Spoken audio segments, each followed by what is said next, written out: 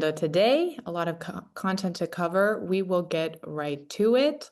My name is Eleanor Willi. I'm here with Siyana Gurova. We are two of the three co-founders of Resonance. Looking forward to present to you our voting for sustainability research, the paper which recently came out just last week, and walk you a little bit through some background behind the work and the methodology undergirding it. So without further ado, I will share my screen. Brief agenda for the call today. We only have a half an hour, so we'll start with intro, welcome, go into our background, methodology, results, and implications before talking about next steps and Q&A, going into the Q&A. Who we are. As I mentioned, my name is Eleanor Willi. I'm the CEO of our small startup, data scientist and sustainability expertise. In background, I'm coming from asset management background, in addition to sustainability. Siyana is our chief scientific officer, who is a voting behavior expert with a PhD in political science.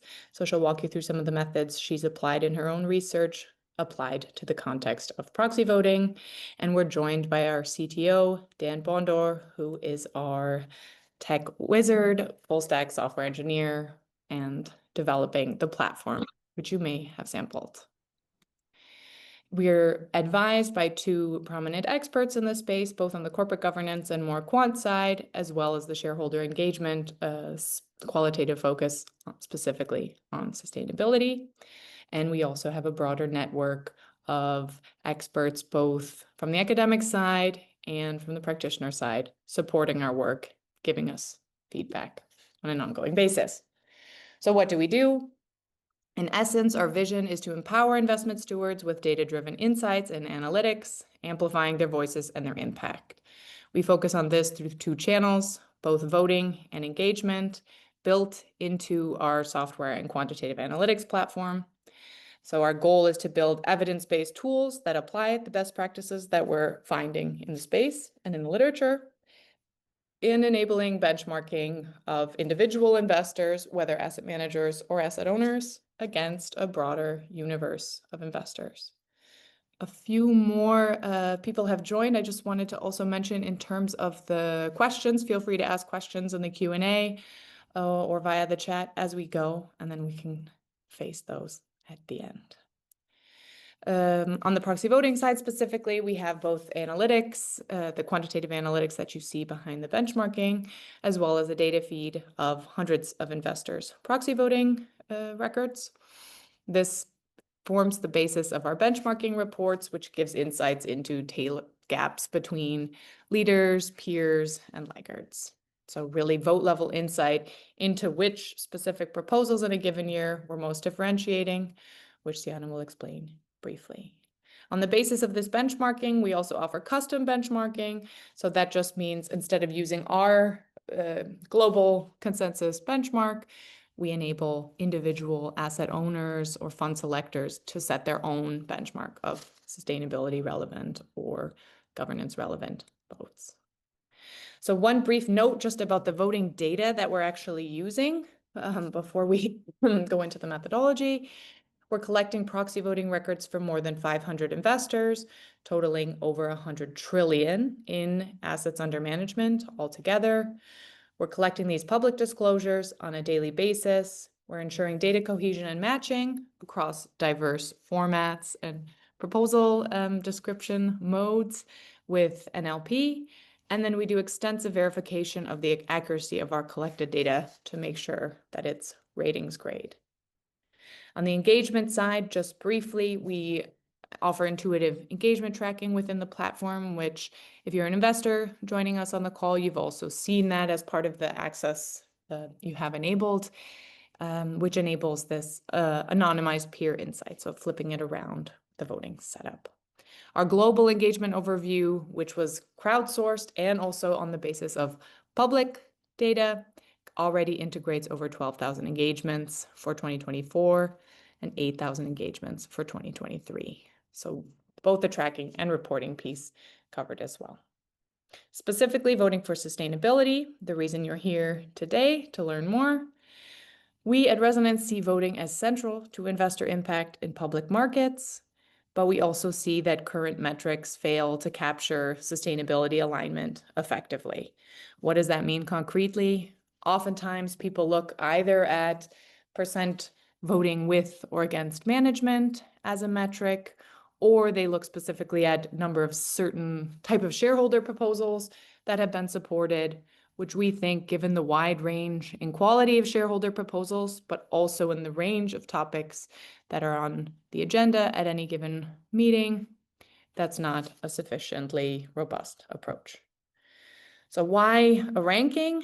People have different views on the kind of value of making things competitive. We see, given that there's no sustainability standard for voting as of yet, it's useful to provide a new metric in this space. We also see that our approach to measuring gaps can support greater alignment. One of the pieces I'll show later in the webinar is looking specifically at the gap between asset owners and asset managers. We think if that can actually be measured, then it can be managed and closed over time. And the final piece is a bit more abstract. Stewardship is a collective good with concentrated costs and dispersed benefits. And by recognizing leaders, we can support the diffusion of best practices and increase the credibility of the leaders. So as we've heard many times, and you probably have too, not all shareholder proposals are created equal. So how are we defining sustainability relevant votes that are under study for the ranking? In the 2023 iteration of the ranking, we started with Athos voting recommendations on 591 sustainability relevant votes. Athos is a longstanding pioneer in this space. We expanded to several other organizations in 2024 to broaden our coverage and to bring in a broader perspective across multiple organizations. Then this year, we've continued with this expert consensus view. We take a composite list across multiple different individual organizations, from investor networks to NGOs to progressive proxy advisors, and we use their positions on a given set of sustainability relevant resolutions in order to come up with a long list. On the basis of this long list, we then can identify where all of these experts have consensus, but at least two of them have voted or have flagged it as something important, and that's what makes the short list. So what is in this short list? We have votes on politics and lobbying, other environmental and social topics, governance and remuneration, diversity, workers and human rights, and climate. So this benchmark is really reducing the universe of proposals, which are hundreds of thousands in a given year across tens of thousands of companies, to those where we really know, okay, sustainability, climate, these are the topics that are at issue. And then we can focus on those to really ensure that that's what we're measuring in terms of the investors' preferences. Shareholder proposals are important and impactful, even if they don't pass, but we also include management proposals, given the research that director votes can also be, have been seen as more effective in driving change in an individual company.